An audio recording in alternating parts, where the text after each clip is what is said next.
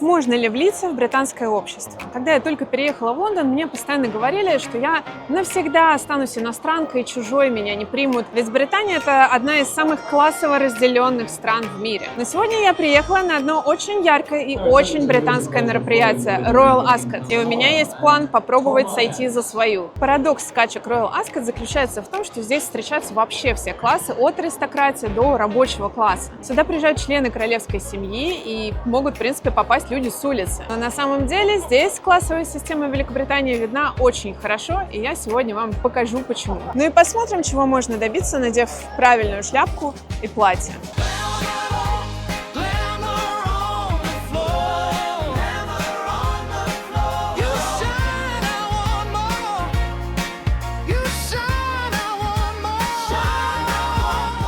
Royal Ascot существует с 1711 года. Его основала королева Анна, просто выехала из своего замка в Виндзоре, увидела очень красивое поле, поняла, что это идеальное место для скачек. В том же году и прошли первые скачки. 300 лет спустя это крупнейшее событие британского лета. Оно длится 5 дней. За это время его успевают посетить более 300 тысяч человек. Ну и они успевают выпить 56 тысяч бутылок шампанского. Призовой фонд в этом году составляет более 10 миллионов фунтов. Самый дешевый билет, чтобы попасть сюда, стоит 30 фунтов. Ну а дорогие — несколько тысяч фунтов и до бесконечности. Но знаете, что самое интересное? Большинство людей сюда приходят вообще не ради скачек и не ради лошадей. Они смотрят друг на друга, потому что Аскот — это не про скачки. Это ежегодный ритуал, в котором вся Британия надевает на себя все самое лучшее и притворяется, что классового общества не существует. Хотя на самом деле все здесь устроено как раз наоборот. Почему вообще именно в Британии классовое разделение такое глубокое? У меня есть отдельное видео на эту тему, но тут кратко скажу, что аристократия тут образовалась, как и везде, из-за средневекового феодализма. У кого земля, тот и знать, все остальные на них работают. Титулы и земля передавались по наследству 1000 лет, и ключевое отличие Британии от остальной Европы — здесь не было революции, которая смела бы дворянство.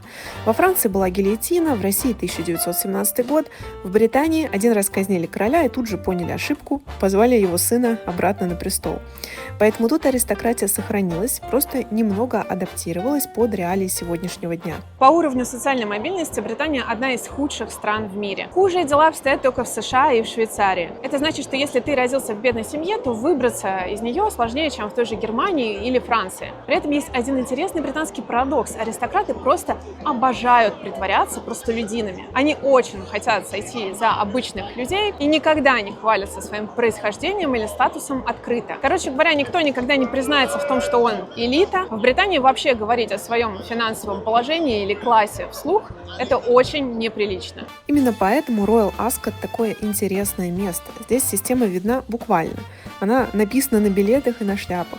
И все делают вид, что просто пришли посмотреть на лошадей. Теперь самое главное. Royal Ascot делится на 4 зоны. Это не просто разные места, это разные социальные миры. Windsor Enclosure от 35 фунтов. Здесь практически нет никакого дресс-кода, такая пикниковая атмосфера, есть живая музыка. Village Enclosure от 85 фунтов. Тут уже нужен хотя бы аксессуар на голову. В основном здесь молодая публика и такая фестивальная атмосфера. Ну и конец, Queen Anne. Сюда попала как раз я. Билеты здесь стоят от 99 фунтов. Здесь уже довольно формальный дресс-код, нужна шляпа или фасцинатор, то есть, опять же, аксессуар на голову. Платье обязательно с бретелями. В этой зоне есть доступ к тому месту, где лошади собираются к заезду, и к зоне награждения. Именно в этой зоне охотятся фотографы, потому что Queen Anne знаменита своими экстравагантными, невероятными шляпками.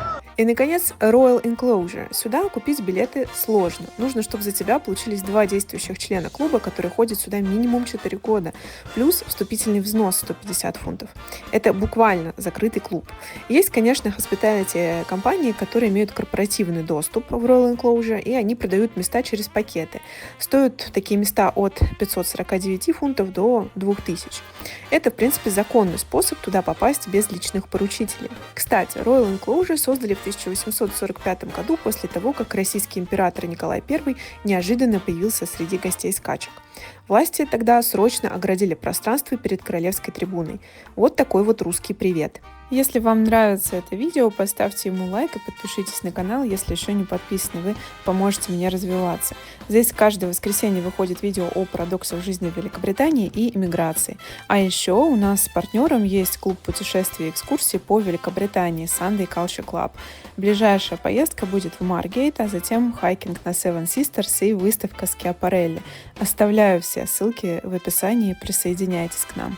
Так, ну а можно ли здесь заработать? Общий призовой фонд этого года 10,65 миллионов фунтов. Победитель главного заезда уносит более полумиллиона фунтов. Но это актуально только для владельцев лошадей.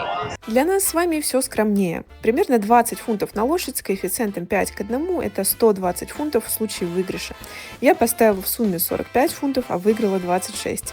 Конечно, это не про заработок, это просто развлечение. Зачем это все нужно сегодня, в 2026 году, когда можно, в принципе, поставить на лошадь онлайн? Как я уже сказала, Ascot – это вообще не про лошадей. Настоящий смысл этого мероприятия в таком ритуале принадлежности. Раз в год британцы надевают все самое лучшее, выходят на поле и демонстрируют друг другу, кто же они такие. Люди составляют образы сюда за месяцы, потому что шляпа здесь – это не просто аксессуар, это заявление о себе, это statement.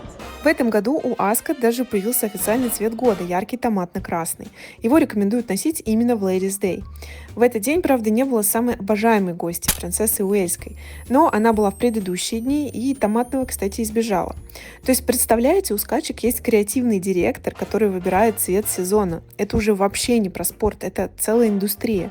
Напоминает немного Met Gala, только для всех. И именно поэтому каждый май и июнь в любом британском магазине одежды будут полки с фасцинаторами и шляпками. Стоят они от 9 фунтов на eBay до нескольких сотен у какого-нибудь лондонского дизайнера. Главный модный дизайнер Филипп Трейси, и его шляпы регулярно носят члены королевской семьи. А почему именно такой дресс-код? Шляпа, бретельки не меньше дюйма, длина до колена. Он сложился еще в начале 19 века. Шляпки женщины носят со времен королевы Виктории, и правила про бретельки тоже след викторианской морали.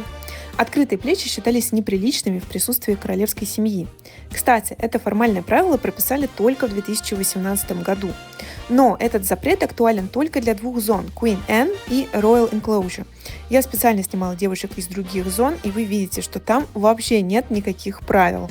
Давайте немного про шляпы. В Royal Enclosure шляпа должна быть обязательно с полями не меньше 10 сантиметров. Ну и вообще шляпа там играет очень большую роль, по ней прямо считывают, можно сказать, твой класс. Если шляпа куплена только вчера, буквально для Royal Ascot, то как бы минус балл тебе за это. Если она слишком яркая, слишком новая, слишком вычурная, опять же, в Royal Enclosure так одеваться не принято. Но это правило справедливое только для Royal Enclosure, для Queen Anne все наоборот. Чем более экстравагантная и вычурная у тебя шляпа, тем лучше. Именно отсюда все эти фотографии с тортами и лебедями на головах, которые вы, возможно, видели в интернете. И это очень по-британски и очень такой показатель классовости. Потому что публичная зона может кричать о себе, заявлять о себе. Закрытая аристократическая зона должна молчать. Система разрешает самовыражение только там, где это, по сути, значения-то не имеет. Многие из вас, наверное, помнят сцену из фильма «Моя прекрасная леди». Одри Хепберн играет Элизу Дулиттл, кокни-цветочницу, которую профессор фонетики пытается превратить в леди. На первый публичный тест он приводит ее на Royal Ascot в Royal Enclosure. Элиза одета идеально, говорит вроде бы правильно, все хорошо, пока лошадь не начинает проигрывать, и она срывается. Одна аристократка падает в обморок. Казалось бы, она же ничего страшного не сказала, но это Royal Enclosure, здесь не кричат, здесь не показывают эмоций. Эта сценка из фильма очень хорошо иллюстрирует то, о чем мы говорим в этом видео. Меня очень часто спрашивают, а какой класс у русских олигархов? Ну, например, у Абрамовича, у других каких-то. Они же богаче любого британского аристократа. И вот здесь очень важный момент кроется. В британской системе деньги и класс – это вообще не одно и то же. Абрамович, конечно, купил Челси и мог купить что угодно, вход в Royal Enclosure тоже, но войти в этот круг общения так, чтобы тебя считали своим, нет. Потому что здесь продается все, кроме одного – принадлежности. Это и есть британская классовая система. На эту тему есть потрясающая сцена в сериале «Корона». Египетский миллиардер Мухаммед Аль-Фаед купил Харротс, чтобы, наконец, познакомиться ближе с королевской семьей. Он был баснословно богат. На очередных скачках он надеется сесть рядом с королевой, но волей случая все равно не получается. С ним садится принцесса Диана, что оказалось роковым событием. В сериале еще много таких моментов, где ему демонстрируют пренебрежение, несмотря несмотря на то, что он всячески старается купить этот статус аристократа. Ну хорошо, а как я себя здесь ощущаю? Чувствую ли я себя своей или лишней?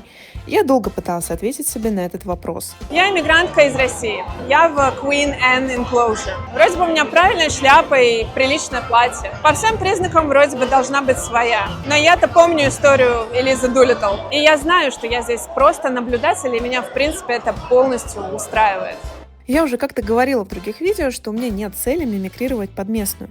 Мне нравится моя роль. Я испытываю невероятное удовольствие от того, что могу все это видеть и участвовать. Как бы меня ни считывали другие, я все равно ощущаю себя прикоснувшейся к традиции, которой больше 300 лет. И одна из важных частей Royal Ascot — это королевская процессия. Каждый день в 2 часа дня члены королевской семьи едут по дорожке. Вся толпа замирает. Звучит гимн, и джентльмены снимают котелки. В эти 3 минуты ты ощущаешь себя в Британии XVIII века. И это в целом все, на что я рассчитывала, когда шла на эти скачки. Royal Ascot — это машина времени в 18 век. Кареты, цилиндры, королевская процессия, шляпки. Все как 300 лет назад. Только теперь за это платят от 30 фунтов до плюс бесконечности в зависимости от твоего места в системе. Британцы говорят, что классов больше нет, что все изменилось, что страна стала меритократией. А потом надевают цилиндры и идут на скачки в строго отведенную для них зону.